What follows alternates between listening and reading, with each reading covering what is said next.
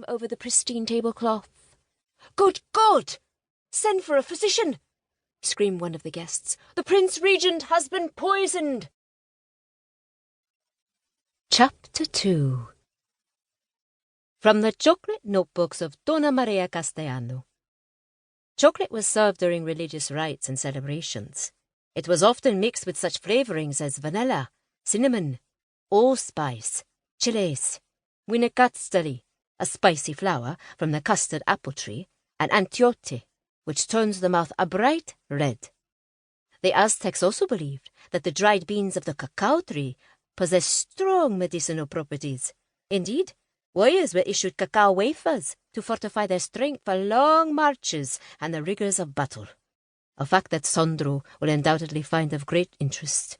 I, too, have remarked on the nourishing benefits of hot, sweetened chocolate. Steam rose from the boiling water, enveloping the stove in a cloud of moist tropical heat. "Hell!"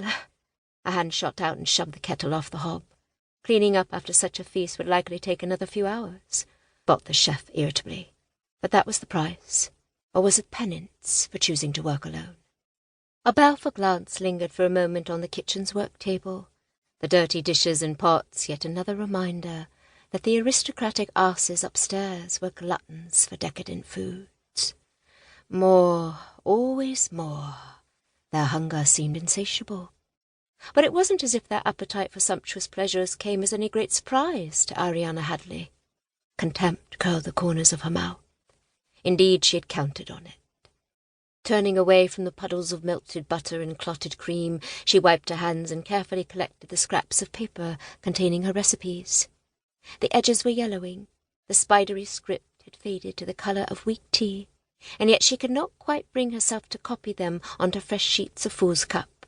They were like old friends, her only friends, if truth be told. And together they had travelled, her hands clenched, crackling the papers. Not that she cared to dwell on the sordid details. They were, after all, too numerous to count. She closed her eyes for an instant.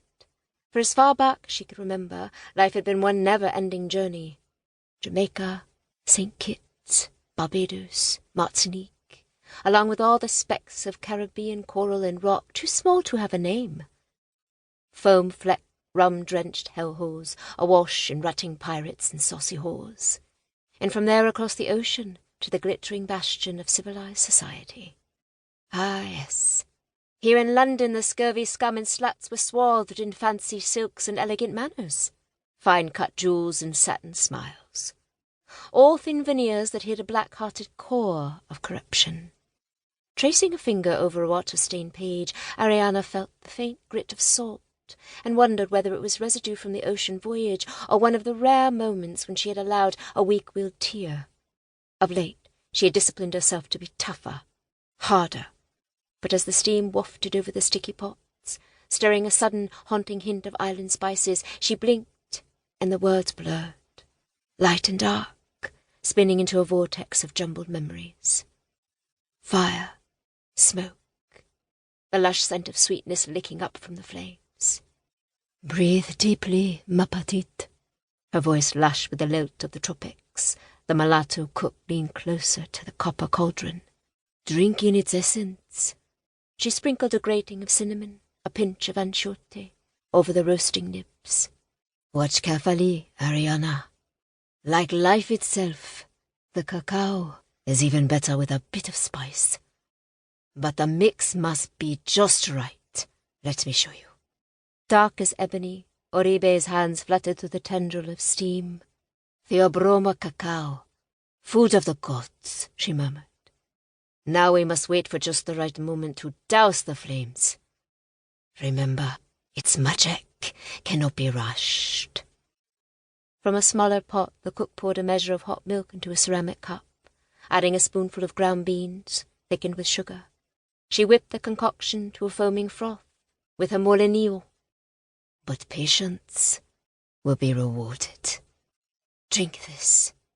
Then the image of the old servant dissolved, and Arianna found herself staring into the shadows. Shadows. She remembered shifting shapes of menacing black, and the rumblings of thunder from a fast